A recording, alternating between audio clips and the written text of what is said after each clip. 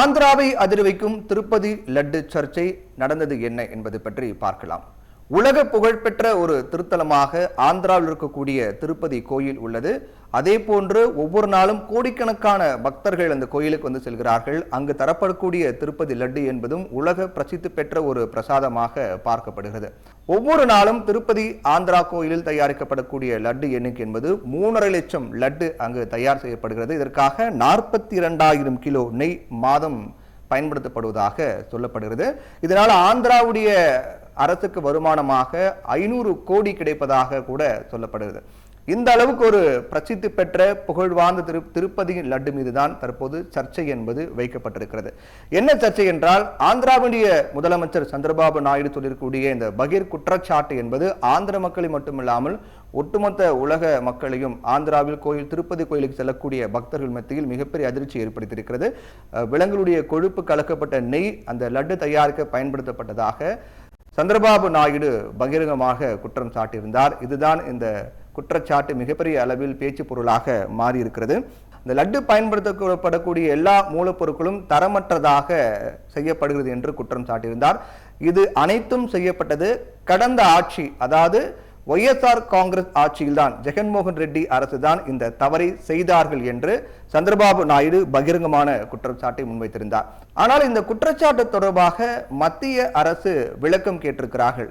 திருப்பதி தேவஸ்தானமும் இது தொடர்பாக விளக்கம் கொடுத்திருக்கிறார்கள். அவர்கள் கொடுத்த அந்த விளக்கத்தில் சந்திரபாபு நாயுடு கூறிய குற்றச்சாட்டு என்பது உண்மைதான் என்றும், ஆந்திராவில் அந்த திருப்பதி கோயிலில் தயாரிக்கப்படக்கூடிய லட்டில் விலங்குகளுடைய கொழுப்பு என்பது கலக்கப்பட்டிருப்பது உண்மைதான் என்று அந்த கோயிலுடைய தேவஸ்தானம் போர்டு அவர்கள் பதில் கொடுத்திருக்கிறார்கள்.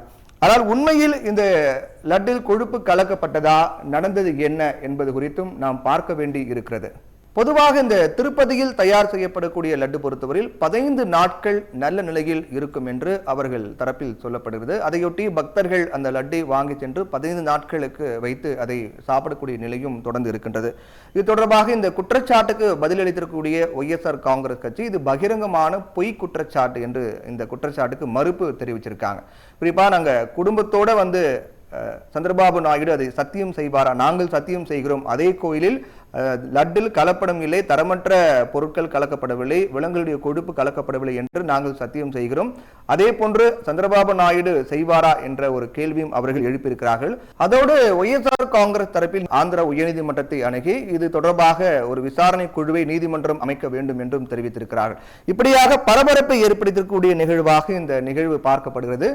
உண்மையில் இந்த லட்டுவில் விலங்கு கொழுப்பு கலக்கப்பட்டிருக்கிறதா, குற்றச்சாட்டு, பதில், அறிக்கை என்ன என்பதை பார்க்கலாம்.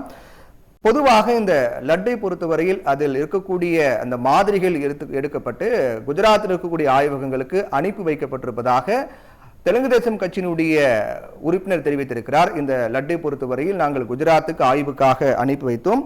அந்த ஆய்வில் தெரிவிக்கப்பட்ட முடிவு என்னவென்றால், குறிப்பிடப்பட்ட அளவுக்கு மேல் கொழுப்பு இருந்தால், அதாவது எஸ் என்ற மதிப்பீடு, அந்த ஆய்வில் பார்த்தோம் என்றால் தெரியும், எஸ் என்ற மதிப்பீட்டில் குறிப்பிட்ட அளவுக்கு மேல் கொழுப்பு இருந்தால் அது வெளிப்புற கொழுப்பு என்று அறிவிக்கப்படும்.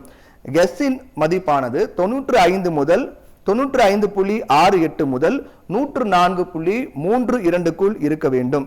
சோயா, சூரியகாந்தி, ஆலிவ்மின், எண்ணெய் அல்லது பாமாயில் போன்றவை வெளிப்புற கொழுப்பு என கருதப்படுகிறது. ஒவ்வொரு முறையும் இந்த ஆய்வுக்கு இந்த லட்டை நாங்கள் அனுப்பப்படும் போது அதில் அனுமதிக்கப்பட்ட அளவை விட அதிகமான அளவு கொழுப்பு இருப்பதாக அந்த ஆய்வில் தெரிய வந்திருப்பதாக தெலுங்கு தேசம் கட்சி தரப்பில் சொல்லப்படுகிறது. ஆனால் இது தொடர்பாக விளக்கம் கொடுத்திருக்கக்கூடிய ஜெகன்மோகன் ரெட்டி, இந்த ஆய்வு என்பது ஜூலை மாதம் எடுக்கப்பட்ட அந்த மாதிரி என்றால், ஜூலை மாதம் யார் ஆட்சியில் இருந்தார்கள் என்ற குற்றச்சாட்டை அரசியல் ரீதியாக அவர் முன்வைத்திருக்கிறார். ஒவ்வொரு டேங்கரிலும் வரக்கூடிய நெய்யும் NAPL சான்றிதழ் இருந்தால் மட்டுமே அனுமதிக்கப்படும் என்றும், சான்றிதழ் பெற்றாலும் 3 வித சோதனையில் தேர்ச்சி பெற்றால் மட்டும்தான் அனுமதிக்கப்படும் என்றும், முந்தைய சந்திரபாபு நாயுடு இதற்கு முன்பாக முதலமைச்சராக இருக்கும் போது அவருடைய ஆட்சியில் 15 முறை தரமற்ற நெய் நிராகரிக்கப்பட்டது என்றும், ஜெகன்மோகன் ரெட்டியினுடைய ஆட்சி காலத்தில் 18 முறை தரமற்ற நெய் நிராகரிக்கப்பட்டிருக்கிறது என்றும் அவர் தெரிவித்திருக்கிறார். ஜெகன்மோகன் ரெட்டி இந்த மாதிரி சொல்லியிருக்காரு. தெலுங்கு தேசம் கட்சி பொறுத்தவரையில் நாங்கள் ஆய்வுக்கு அனுப்பினோம், அந்த ஆய்வில் அனுமதிக்கப்பட்ட அளவை விட கொழுப்பு அதிகமாக இருப்பதாக தெரிய வந்திருக்கிறது என்று குறிப்பிட்டிருக்கிறார். தேவஸ்தானம் போர்டும் மாடு மற்றும் பன்றியினுடைய கொழுப்பு கலக்கப்பட்டிருப்பது உண்மைதான் என்றும் தேவசம் போர்டும் தெரிவித்திருக்கிறார்கள்.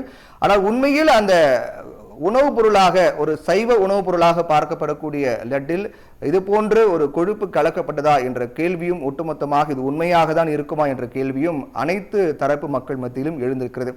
என்றால் இத்தனை நாட்களாக அமைதியாக இருந்துவிட்டு இப்போது ஏன் அதை பேசுகிறார் ஆந்திர முதலமைச்சர் சந்திரபாபு நாயுடு என்ற கேள்வியும் ஜெகன்மோகன் ரெட்டி முன்வைத்திருக்கிறார். அப்போது அரசியல் ரீதியாக இதை பார்க்கிறார்களா என்ற கேள்வி எழுகிறது. ஆட்சிக்கு பல நாட்கள் ஆகியும் கூட இப்போது அதை எழுப்ப என்ன காரணம் என்ற கேள்வி முன்வைக்கிறார்கள். பொதுவாகவே பாலில் கொழுப்பு கண்டென்ட் இருக்கும்.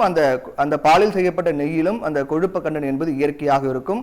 அதை குறிப்பிட்டு இவர்கள் இப்படி பேசுகிறாரா என்ற கேள்வியும் இதன் மூலமாக எழுகிறது. எப்படி இருந்தாலும் இது போன்று ஒட்டுமொத்த லட்சக்கணக்கான கோடிக்கணக்கான பக்தர்களால் நம்பிக்கையோடு விரும்பி உண்ணப்படக்கூடிய ஒரு கோயில் பிரசாதத்தில் இது போன்ற தரமற்ற பொருட்கள் கலக்கப்படுவது என்பதும், அதே போன்று விலங்குகளுடைய கொழுப்பு கலக்கப்படுவது என்பதும் ஏற்றுக்கொள்ள முடியாத ஒன்றாகவே பார்க்கப்படுகிறது. இதற்காக ஒரு நியாயமான ஒரு விசாரணை குழுவை, பொதுவான விசாரணை குழு அமைக்கப்பட வேண்டும் என்பதுதான் அனைவருடைய கோரிக்கையாகவும் இருக்கிறது.